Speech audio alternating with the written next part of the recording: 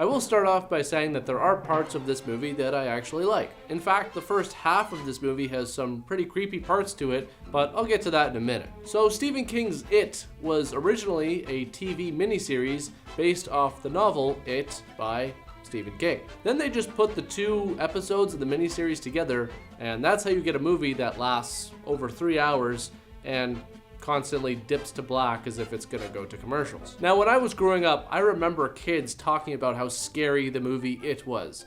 I even remember in high school, some people saying that It was the scariest movie they've ever seen. Well, I gotta say, either those people haven't seen many scary movies, or they just haven't watched It since they were a kid. I'm serious, if you saw this movie back when you were a kid and you thought it was scary, just try watching it now. You know, when you're not 10 years old. Now, like I said before, this movie does have some creepy parts to it, thanks to Tim Curry, who obviously delivers the best performance and is probably the only redeeming quality of the film, in my opinion. The second half of this movie is a long, boring, melodramatic piece of crap. The first time I watched this movie, I was just incredibly bored. And then the second time I watched this movie to do this review, I actually fell asleep. And then when I woke up, I was pretty pissed off because I had to rewind the movie to watch the parts that I missed in order to do a full, proper review. Now, the book, on the other hand, is a different story. I haven't read it myself, but I've been told by many people that it's a fantastic book and even one of the best books they ever read. And I believe it. I mean, at over 1,100 pages, it better be good. I've heard there's a lot more Pennywise in the book and that there's a lot more to the ending, which is great, but like I've said before, reading a book should never be a prerequisite to watching a movie. Now, when adapting a 1,100 page book to a screenplay, it's obvious you're gonna have to cut out a lot of stuff, which explains a lot, but it's still no excuse. The story takes place in Maine, but you probably could have already guessed that because remember, this is based off a Stephen King novel. And the first scene is pretty good at getting the hook in you. I mean, in the first 3 minutes, we have this creepy looking clown who ends up killing a kid.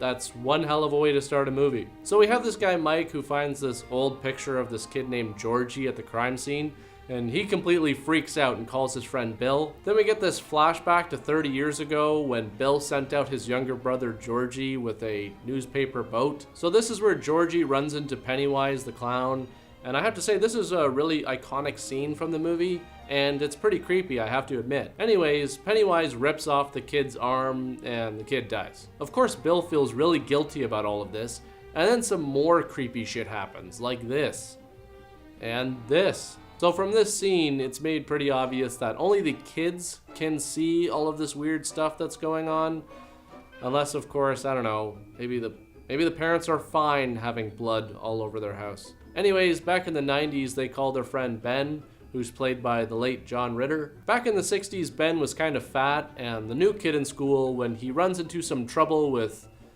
Butch and the Tunnel Snakes here. For the record, the kid's name is what? I don't know. Henry, but I'm gonna call him Butch for the remainder of this review. If you're a fan of Fallout, you will appreciate the reference. And if you're not, just go with it. Ben escapes certain doom, but then runs into Pennywise, who tries to lure him into the sewer by taking on the form of his dead father, but it doesn't work. Once again, we're back in the 90s, and are you sensing a little bit of a pattern here? They call a new friend and tell them to come to Maine, and then we get to see a flashback of how that friend is involved with the whole group of friends. Of course, we gotta have a quick little montage showing them all becoming really good friends and doing stuff that kids would do, like building a dam. I don't know, is that what kids did in the 60s? Next is Eddie, and Eddie is probably Maine's biggest wuss. But I have to say that Eddie's experience with Pennywise is probably the most terrifying. I mean, getting confronted when you're naked and afraid is one thing, but by this asshole? That just takes it to a whole new level. At this point, I'm sure the fear of dropping the soap doesn't seem all that bad in comparison. Another interesting thing is water seems to come up a lot in this movie, especially when bad things happen. I mean, you don't think that...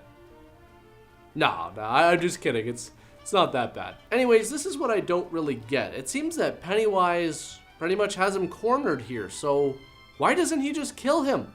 Just do it now. He had no problem killing that little girl right away, out in the open. The funny kid is Richie. The younger version is played by Seth Green, and the older version is played by Harry Anderson, if any of you remember the show Dave's World from the 90s. Anyways, Richie's experience is with a werewolf that turns out to be Pennywise, just taking another form. And again, why didn't Pennywise just kill him here? He was holding on to him and then just let him go. At this point, all the kids in the group of losers, seriously, that's what they call themselves.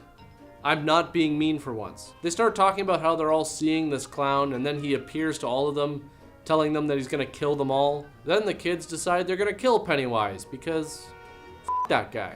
Unfortunately, the tunnel snakes are gonna follow them because, I mean, look at them, they're up to no good. But that's okay because it is gonna dispose of them in some hilarious deaths. We got the POV kill here. Then we get one of the other characters getting sucked into a pipe, and I guess this shot is, I don't know, him being eaten or something. Then Butch sees its dead lights. That's what this is called. Whenever you see the light, it's called the dead lights.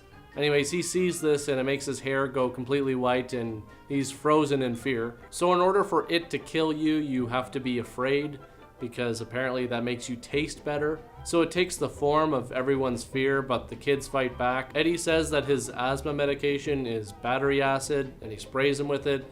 Then Bev uses her slingshot, which hits Pennywise in the head, cracking his head open, but then he escapes through the drain. I would actually recommend turning off the movie at this point, because the next half, it almost feels like a completely different movie. A really boring, melodramatic, nonsensical, anticlimactic conclusion that drags on for 90 minutes. So when everyone gets back into town, they start seeing Pennywise again.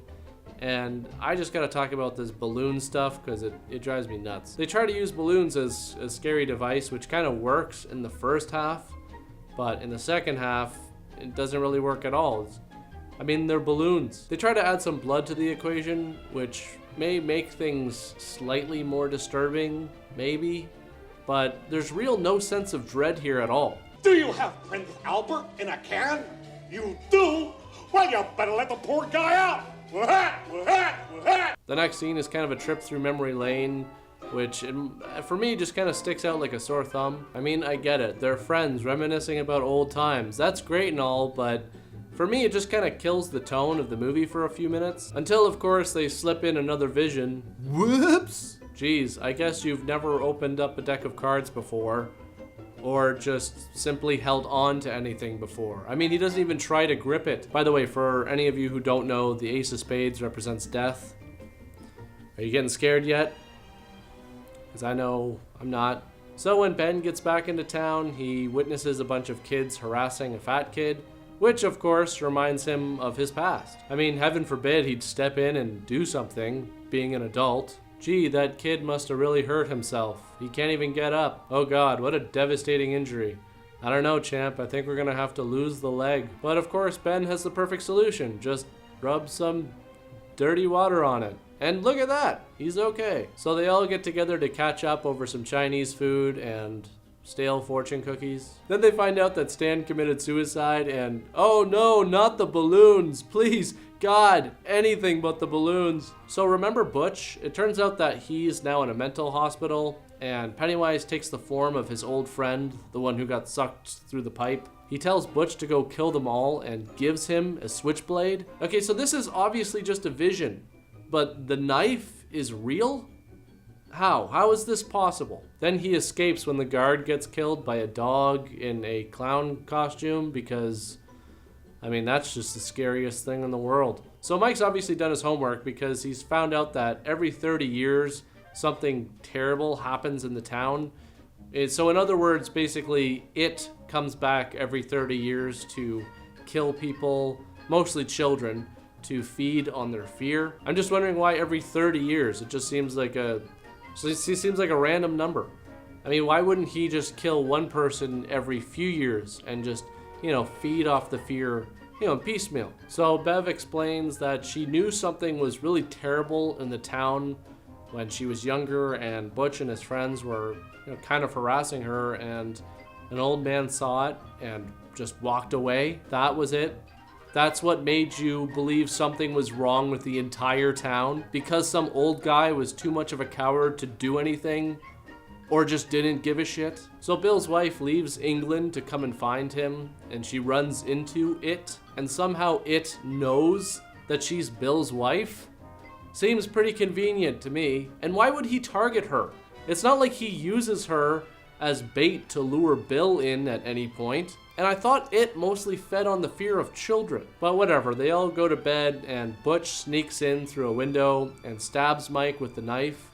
You know, the one that shouldn't exist. But it's okay because the other guys show up and in the struggle, Butch is stabbed and killed. Okay, so after a couple more scenes of talking, this is it. They're gonna go kill this thing. Pennywise even taunts them a bit, so this should be epic. I can't wait to see them kick this clown's ass. It's just too bad we never get to see that because Pennywise was just a form that it took on, just like all the other forms that Pennywise took on. Yes, there are several layers to it. It's kind of like an onion. But we finally get to see it in its truest form.